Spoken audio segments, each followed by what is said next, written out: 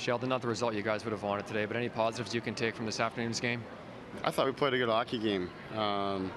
There's key moments we like to have back that cost us goals, things that really just fed into the way this team generates goals, the way Syracuse scores on the rush. They thrive on turnovers and in transition. We know that. We talk an awful lot about that, and we didn't take care of it and open the door for them early in that second period to score those 2 goals, and that to me is the difference in the hockey game.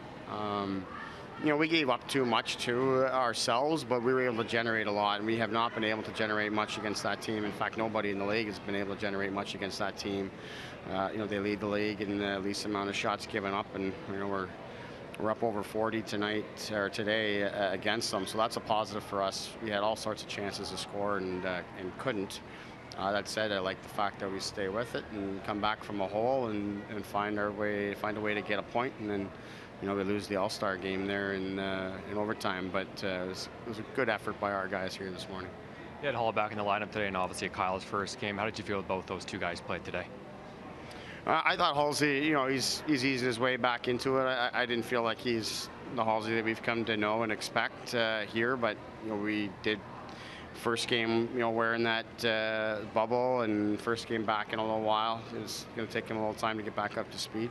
I thought Bond gave us some real good shifts. He had some good chances, good shots, played with good energy. We're going to ease him into this as he gets comfortable with us and we get comfortable with him, but I like what I saw today. Update on Altman?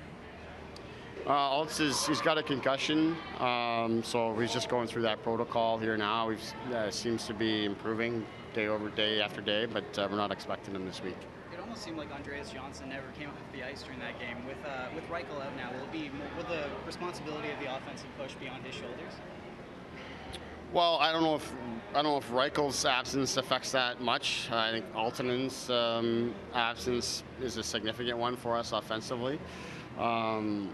But we've come to expect Johnny to be a real difference maker for us, and when we're playing against a good team in a tight game, you're going to lean on him even more.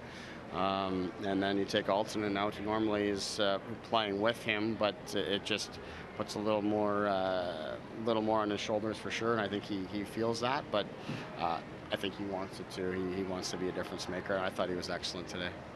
Can you be tough on the goalies in a game like that? It seemed like Sparks didn't really have a chance on at least 3 out of 4 of those goals. Yeah, for sure. It can. It's a high event game both ways. I don't know. It's a professional hockey game being played at 11 in the morning. You're going to have funny things go on, and like I said, we fed into their transition a little bit and led to goals against. We need to do a better job and help him there. But I thought he was good. Obviously, he made a lot of great saves for us. Just generally speaking, do you like having these high event matchups, or would you prefer it to be a little bit more structured? Well, I'm all for high events and all that kind of stuff, but it has to be structured within it. A lot of our chances came off of countering their play, and how they want to play on the rush. We don't want to play on the rush quite as much. It's not. We don't have the type of team that can play that way, frankly, but they do, and that's how they want to play. So we want to counter and transition in that. We have to make sure that we're organized and structured when it's pucks coming back the other way. For the most part, we were, but anytime you're not, they make you pay. That's what they've been doing all season long. The amount of speed that they have, it's very dangerous.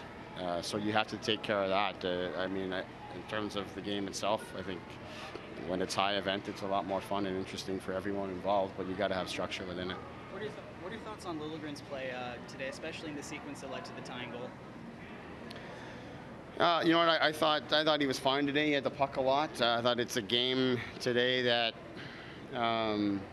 they come with a lot of speed. They come fast at you, and you got to make some of your decisions a little bit quicker at times. And maybe held on to it a little bit too long at different times. Tried to escape, and again with their speed is a struggle. But I thought he had a lot of good shots to the net. It looked like a couple of those could fall in on another day. But it was good. He played a lot today against a real good team, and it's a positive sign for him.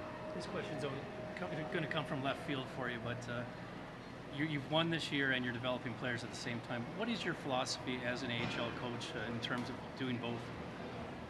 Well, first and foremost, our job is to develop players, whether that's players that are going to go up for the Leafs as call-ups and help in the season, or guys that are going to play down the line, or you're looking in the case most recently with Valiev and Reichel. In some cases, you're developing assets for the organization. There's not room for everybody, especially on the type of team that the Leafs have. So you need to develop players that can help the team, whether that's on the ice themselves or to make moves to help make different acquisitions. So that's the priority for number one. But we've been able to do that here in a winning environment. I think that's important for the young people, and that helps the development part of it. With that, the organization is committed to bringing good veterans and give us a lot of resources around here to make the players and the team better.